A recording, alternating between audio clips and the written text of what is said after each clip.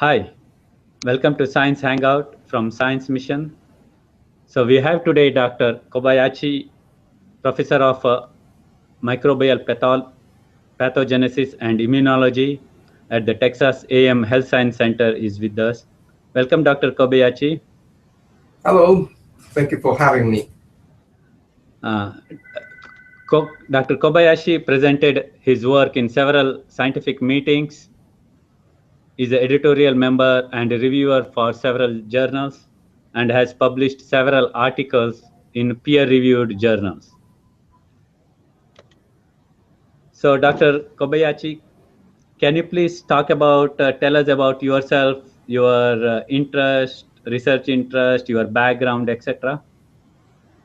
Sure. Um, I'm from originally Japan. I'm a MD, PhD. Uh-huh. I'm physician scientist. I got a both MD and a PhD in Japan.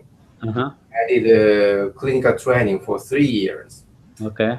My postdoc fellow training was at Yale University Okay. with Richard Flavel.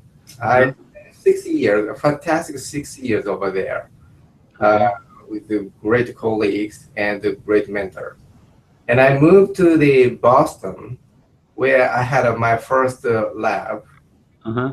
at Dana-Farber Cancer Institute, Uh-huh. and I was the assistant professor of Harvard Medical School there. I Okay. ran my first lab for 80 years there. Okay.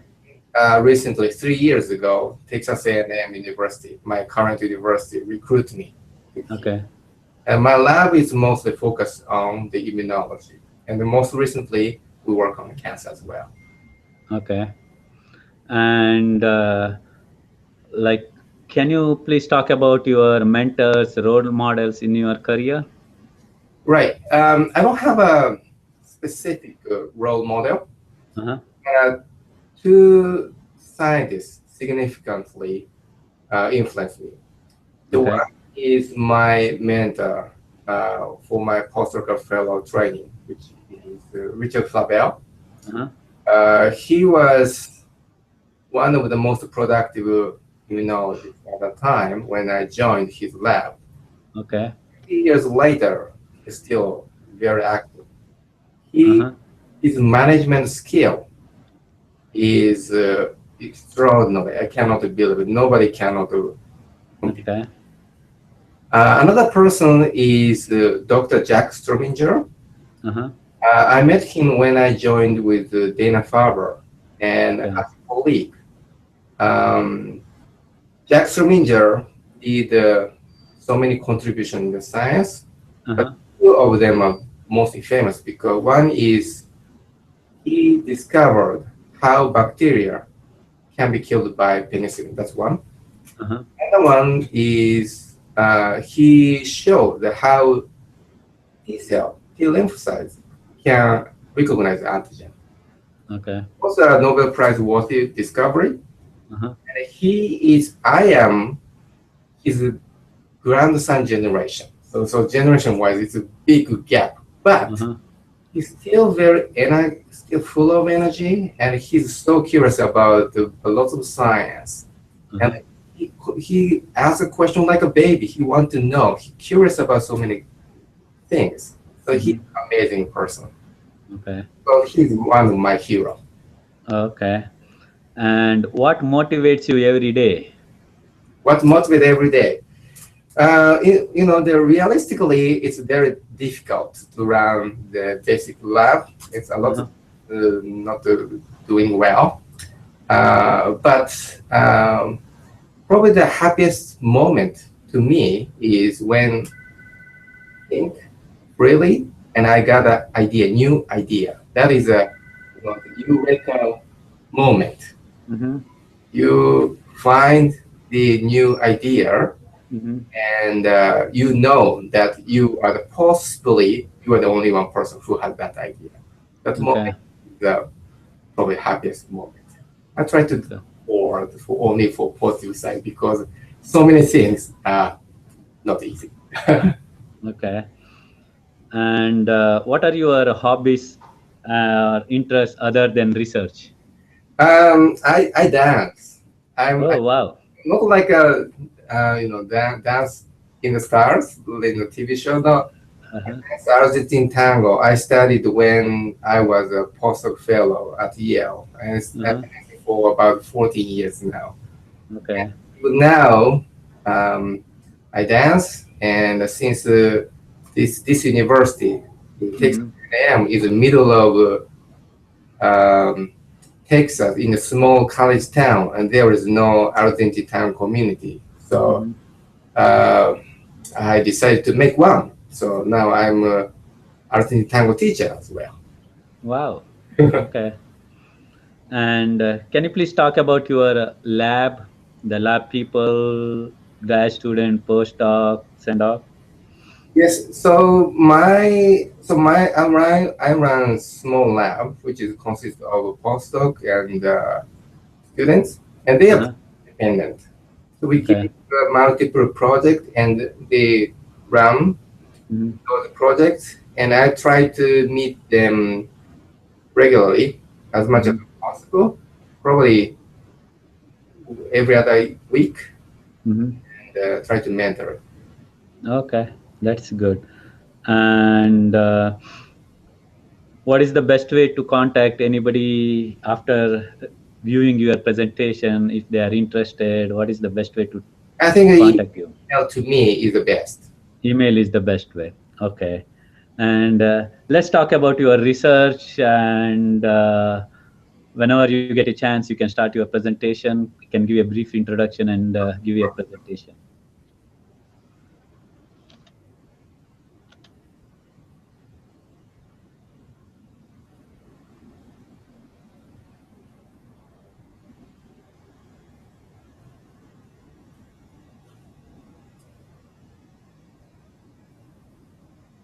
Okay, can you see my presentation?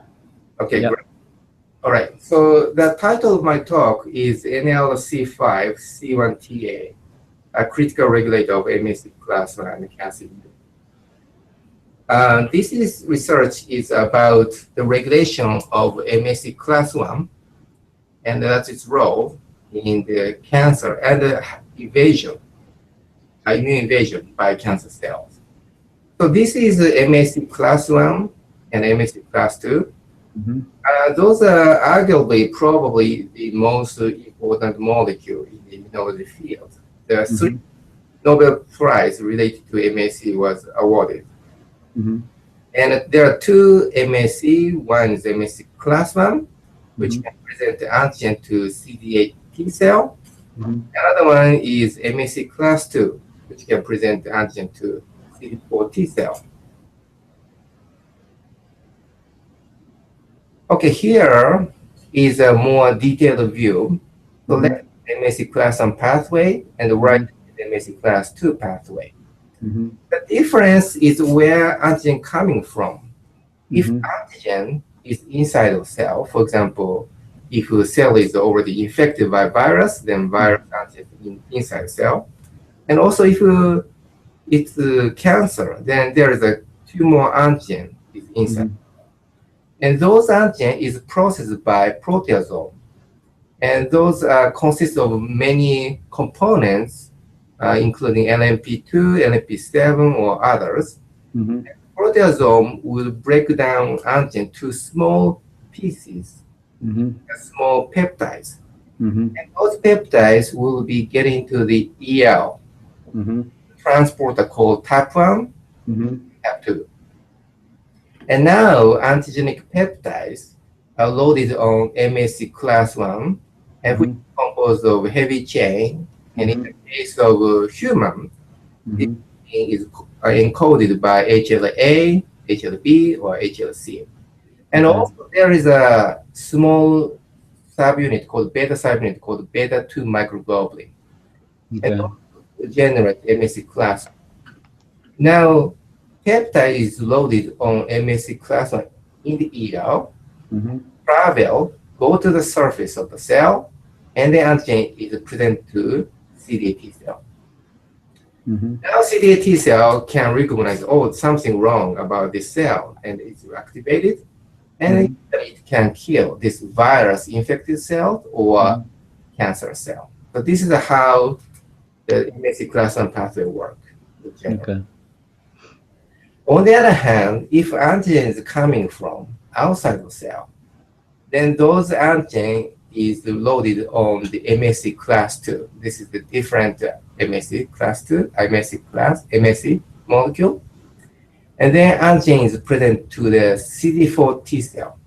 CD4 T cell is usually known as helper T cell. CD4 T cell can help other cell type. For example, it can activate CD8 T cell, it can activate macrophage, dendritic cell, or it can help B cell to generate the antibodies more efficiently. Okay. So MSC molecules, both MSC class 1 and class 2, are inducible. It's induced when infection happens and when inflammation happens. And which makes sense because that's when the immune response is needed. The question was how those expression is regulated. And there was an intensive research was done in late 80s to early 90s for MSC class 2 molecule. And one gene, which is called CITA, was discovered in 1993. This was a seminal discovery. CITA is an abbreviation of MSC class 2 transactivator. And this gene is important for the transcription of all MSC class 2 and related molecule. So MSC class 2 itself is HLA, DQ, DPDL, but also there is a regulatory molecule like invariant chain or HLA-DO or DM, and all of them are required C2TA for its expression. So that was 93, and for the MSC class 1, the similar molecule have been sought, but had never discovered until 2010 when we found NLC5 is a counterpart of C2TA. Okay. But interesting in this molecule called NLC5 because we didn't know the function at the time, but we know that it's highly expressed in lymphocytes and other hematopoietic cells. And also we know that it is induced by interferon gamma. And also we discovered that NLC5 can get into the nucleus, so may do some role in the nucleus. We made various mutant of NLC5 and transferred to the cell line, and we did a gene chip. So we did the genome-wide screening. What kind of gene is regulated by NLC5? And surprisingly, the NLC5 is the regulator of MSC class 1 and class 1 related genes. So we call it now C1TA or MSC class 1 transactivator.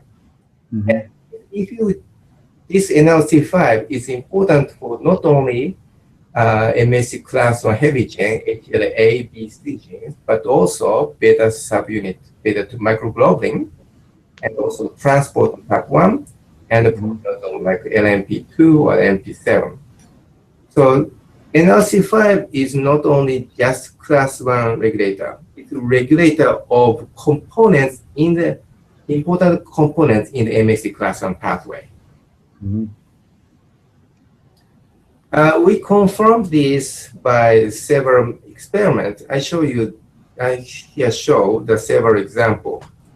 Here is the gene expression of MSC class 1 in cell line, which is transfected with GFP only, or nothing. Well, this is wild type NLC5, and this mutant NLC5 is called Walker B mutant, but it's constitutively active mutant of NLC5. And here is the Walker A, Walker AB mutant. Those are inactive form of NLC5. As you can see, the wild type and functionally active NRC5 mutant can induce HLA, which is MSC class 1 in human, also HLB, and also HLC.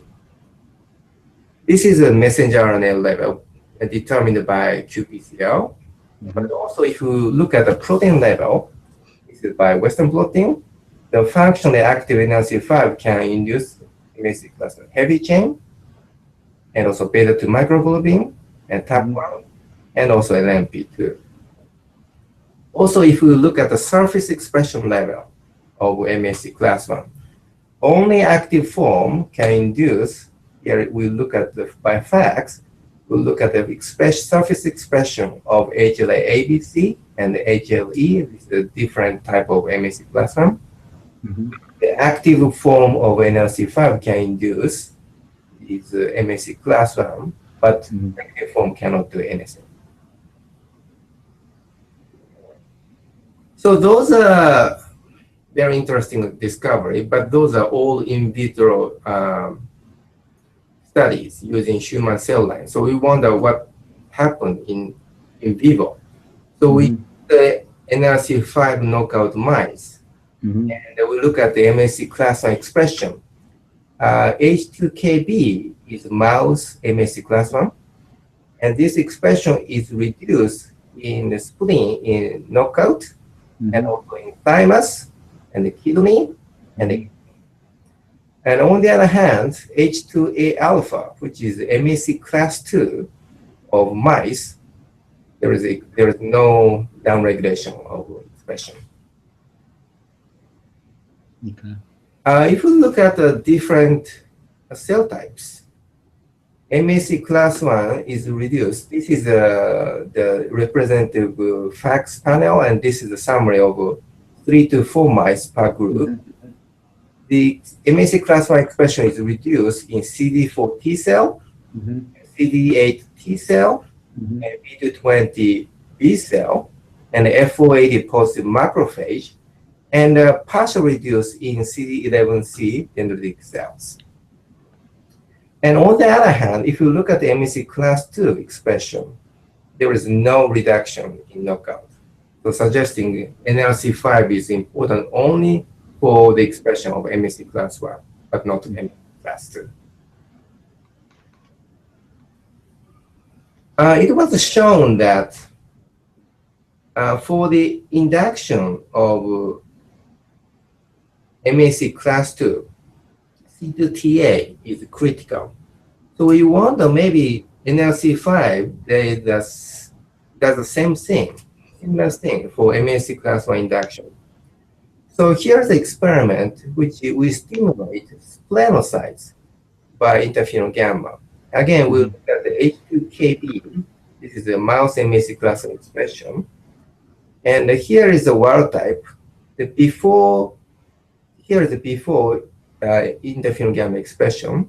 And this is the black bar is after interferon gamma expression. You can see there is the induction of MSC class 1 by interferon gamma stimulation. In knockout cells, the before stimulation, the expression is low. And after stimulation, there is induction, but it's not much. So this suggests that NRC5 is important for both constitutive and inducible expression of MSC class 1. Okay. So I skip all mechanistic study which we did in the past, but this is a summary of what we discovered. So NRC5 is the inducible molecule, and during inflammation, NRC5 is upregulated. And especially interferon gamma is the most potent inducer. And gamma can induce NRC5 via active STAT1. STAT1 induce NRC5 expression. And NRC5, in the presence of ATP, it seems to change the conformation and it become active form. And the change is important because without binding of ATP, NRC5 cannot get into the nucleus. And And there is an active mechanism to transport the NRC5, which is a very large molecule, to get into the nucleus. And in the nucleus, here is a still model. We don't confirm it, but NRC5 seems to have at least a dimer, or possibly it make a oligomer. Mm-hmm. NLC5 itself doesn't have a DNA binding domain, so it cannot bind to DNA directly. Mm-hmm. But we found that NLC5 can associate with other transcription factors, and then can generate the large protein DNA complex mm-hmm. on the MSC class 1 promoter. And that can drive the expression of MSC class 1. So if we compare what's happening in the MSC class 2 genes and MSC class 1, now it seems similar. The C2TA is also inducible, and the most potent inducer is interferon gamma.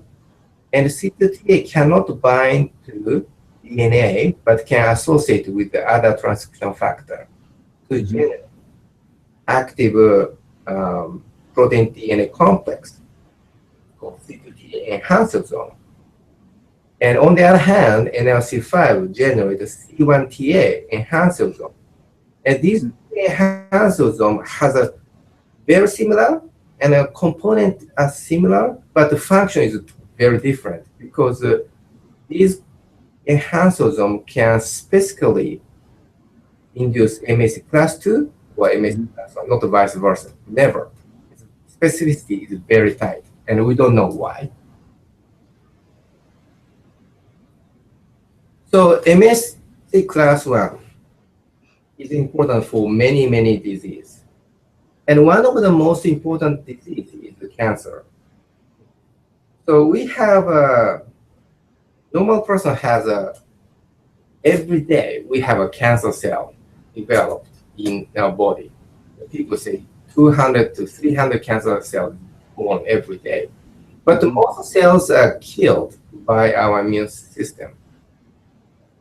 There is a certain unfortunate case. A cancer cell can evade our immune system, and then it becomes cancer. It's known that many cancer cells don't have a MSC class 1. And people consider this is one of the major mechanisms why cancer can escape from our immune system. For example, in the case of cervical cancer, well, over 90% of patients doesn't have a MSC class 1. And the mechanism, molecular mechanism of why loss of HLA happen in cancer was undefined. But some people say maybe promoter is not active. And some people say transcription is not good. Some people say maybe translation, or maybe trafficking, and the cellular localization or surface expression is not good. But there was no, all observation is true in a specific cell line or specific cancer type, but cannot apply to the broad cancer. What is the major mechanism? So what we are interested in, maybe there is a link between NLC5 and cancer immune evasion mechanism. So first of all, what we did was we look at maybe NLC5 can induce MSC class 1 as well, because in normal cell, NLC5 can induce class 1, so the same thing should happen in cancer. So this is a correlation assay, a correlation analysis. This is about 8,000 patient cohort, and consists of 20 different cancers. And each dot represents each patient. And here, x-axis is NLC5 expression, and y-axis is HLA-B expression.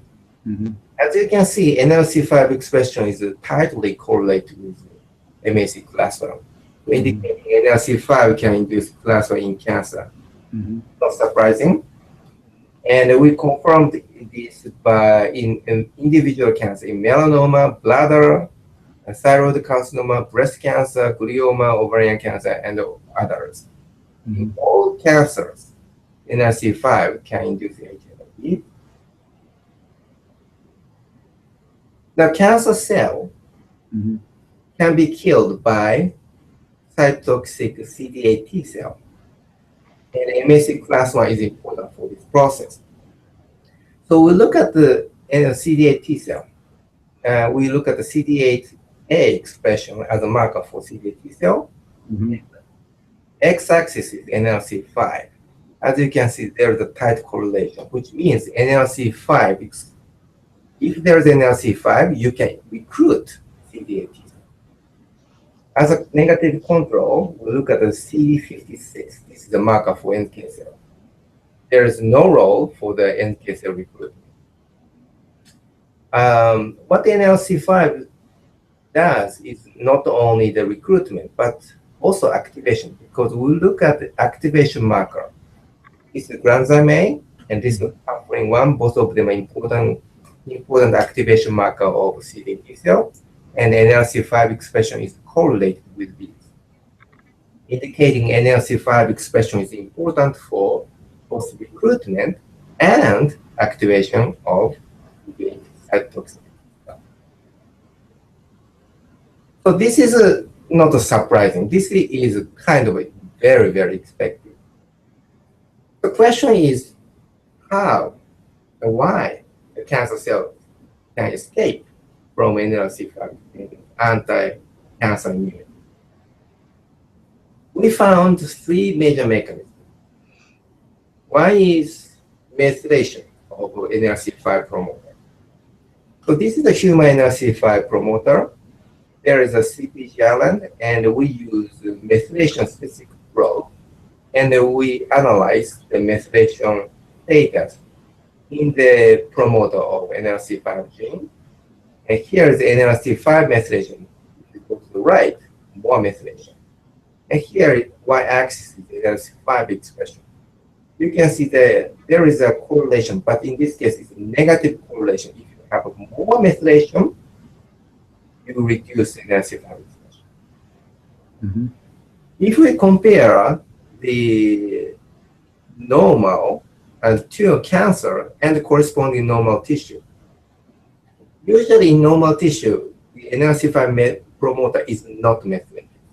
For example, if you look at the breast, this is normal female breast, about 10% of breast has a methylation in the NRC5 promoter. On the other hand, about 50% of breast cancer patients has a methylation in the NRC5 promoter. So having methylation in the NRC5 promoter is very abnormal, and this is specific to cancer. If we plot NRC5 methylation and NRC5 expression in various cancer, as you can see, it's negative. You can see negative correlation in thyroid cancer, bladder, uterine carcinoma, melanoma, cervical cancer, and breast cancer. So NRC5 methylation downregulates NRC5 expression. What NRC5 methylation downregulates is not only NRC5 alone, but also the downstream molecule, including HLA-A, HLA-C, the down class 1, and also beta-sabin, beta-2 microglobulin, and the proteasome complex components, LMP2, LMP7, and transporter type 1. So NRC5 methylation is a very efficient way to downregulate the whole machinery of MSC class 1 transactivation, MSC class 1 antigen-presentation machinery. As a control, we look at the methylation status of CITA promoter. So CITA is important for MSC class 2, but not class 1 expression. As you can see, CITA methylation has no role for regulation of the HLA. So what we observe is very specific. NRC5.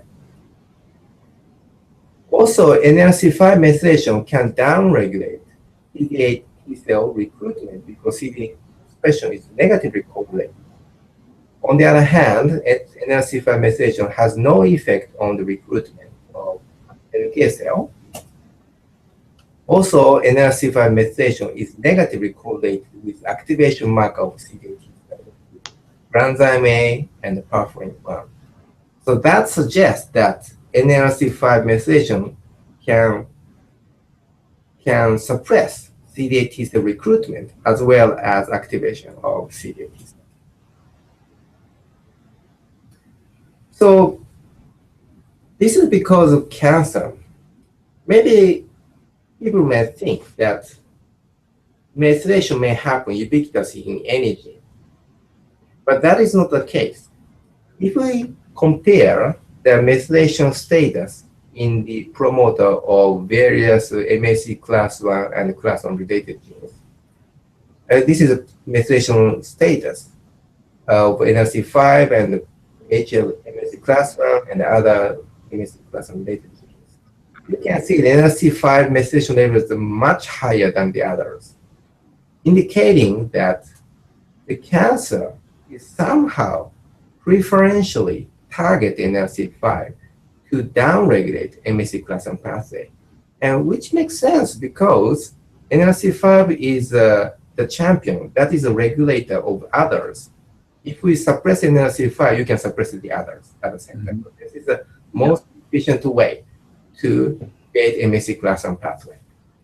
And this is the thyroid cancer alone data, but if we combine all cancers patient data, and the cohort is more than 6,000, still it's the same thing. NRC5 has the highest methylation level. The second mechanism is copy number loss. Normal cell has a 2 copy for any gene, so we call it diploid. But it becomes haploid, which means only 1 copy, or it can be 0. So so copy number loss can happen in cancer frequently, and we count the copy number loss percentage of NRC5. And for example, in the case of ovarian cancer, about 70% of patients has a copy number loss, which so means NRC5 copy, gene copy is either 1 or 0.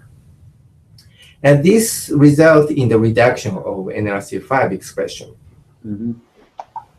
Again, if we compare the frequency of copy number loss in NRC5 and the other genes, again, NRC5 is frequently targeted in cancer.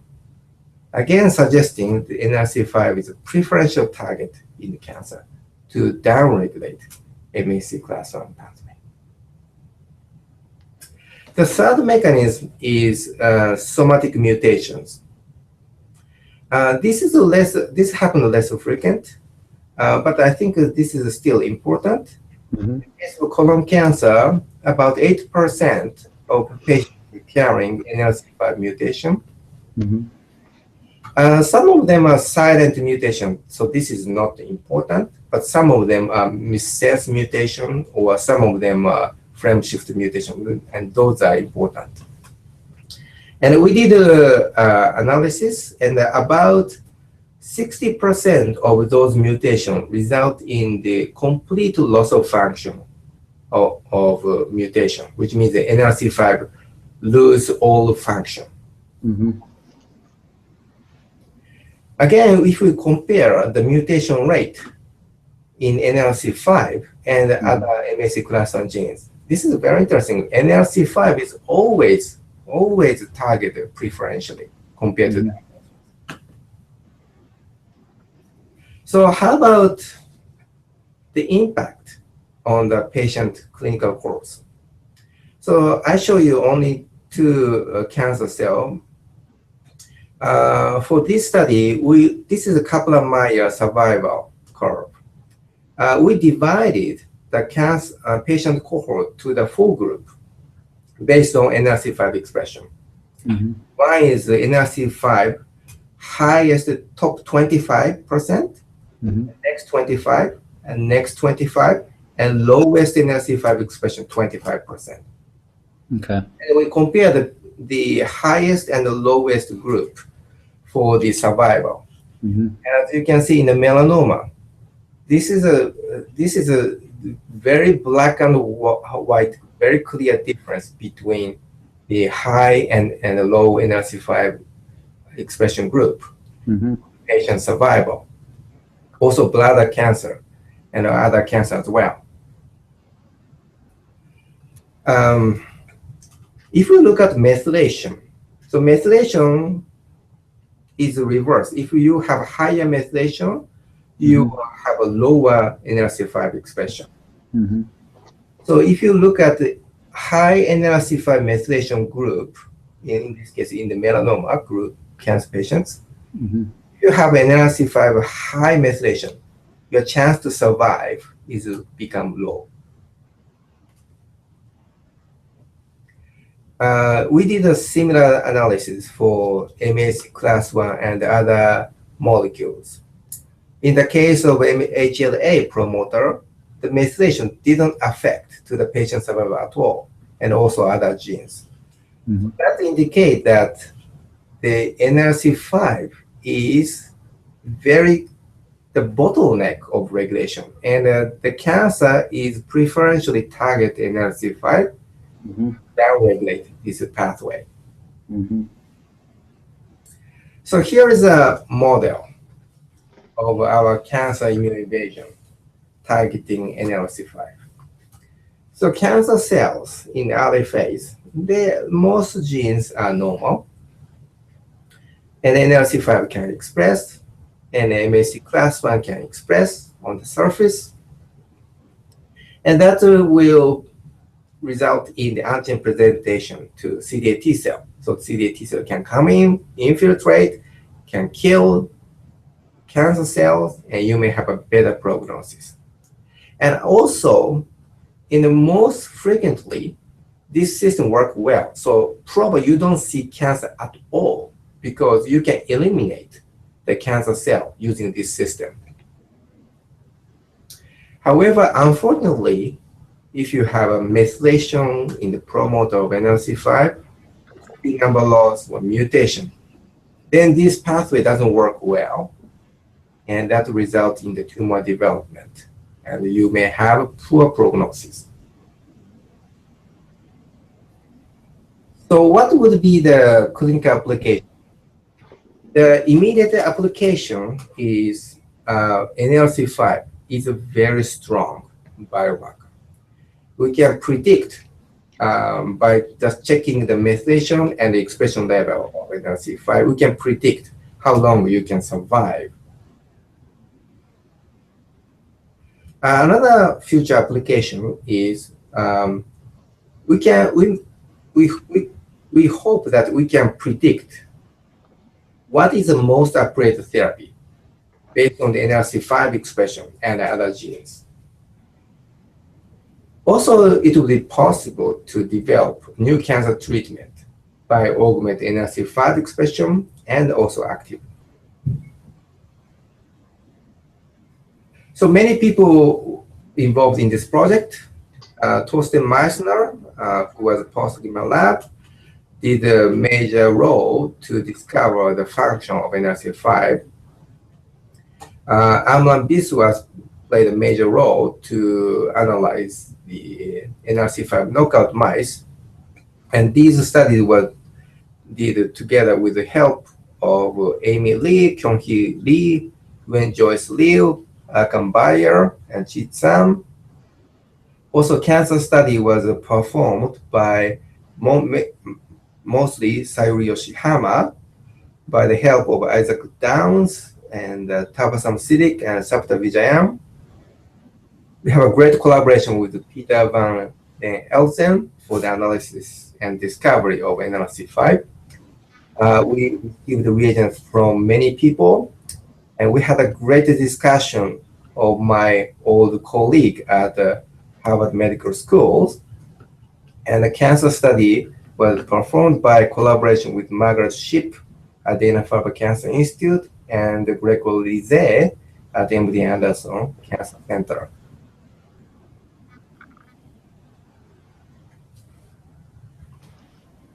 Yeah, thank you very much, Dr. Kobayashi. Thank If you can unshare it. So it's very interesting work.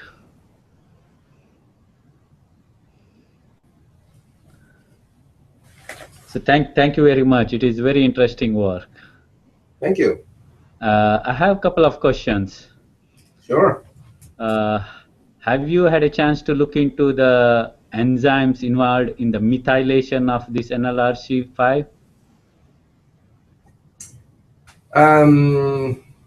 Enzyme. You mean the methylase and also the methylase? Methylation, right? So the promoters are methylated. There are some. There's a mechanism how this gets methylated. So have you looked into those aspects? Why there are more of these methylation enzymes and all those things? Right. Yes, we looked. Okay. Well, the regulation of the methylase and also demethylase in cancer is a very hot area. Okay. Although it's not our major focus. And the expression of methylase and demethylase alone cannot explain why the cancer cell target methylation, target 5 promoter specifically. Yeah. So there could be some other the mechanism how to regulate it. We have no idea. Okay. So any role of microRNAs or anything else? We did a microRNA. We did a microRNA in cell line. We did a microRNA in the primary cell. Also, we have RNA-seq data as well. Okay, that's interesting. Support our data that showing that NRC5 is important for the MSC class 1. Okay. Class 1 related molecules. Have you looked at NLRC binds to different other proteins? Have you looked at those interactions? On the promoter, it binds. It doesn't bind to the DNA itself, but it binds to other proteins, right? Yes. So, like, if you can disrupt that interaction or like do something about it, that might help. Yes, we look at the association. So we show that the NLC5 can interact with, for example, there's an important transcription factor called RFX.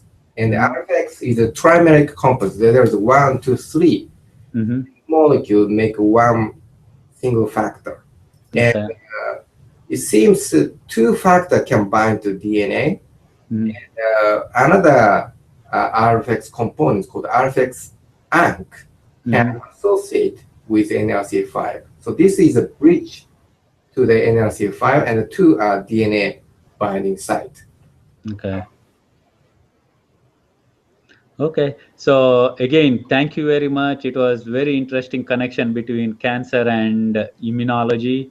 So I really appreciate you coming on to Science Hangout and sharing your work. Thank you so much. Thank you so much for having me. You're welcome.